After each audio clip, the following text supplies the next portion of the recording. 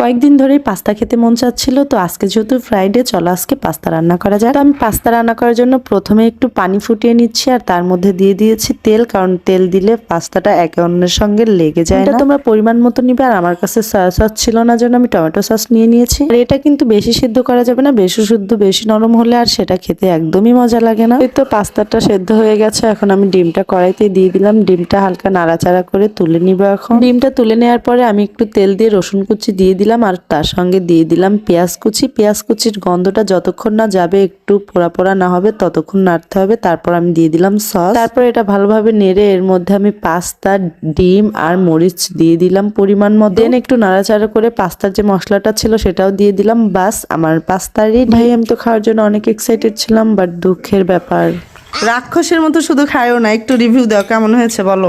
একটু ভালো হয়নি, পচা পচা গন্ধ। তাহলে খাও, রাখো রাখো, আমি খাই, রেখে দাও, দাও দাও দাও দাও, ভালো হয় না গাইজ, স্বাদ হয় নাই তাই এরকম খাওয়ার সিস্টেম। আর স্বাদ হইলে যে কেমন করতে আল্লাহই জানে। ওকে, স্বাদই তো হয় নাই। একবার জঘন্য। জঘন্য না রিহান, জঘন্য বউ। জঘন্য ভালো।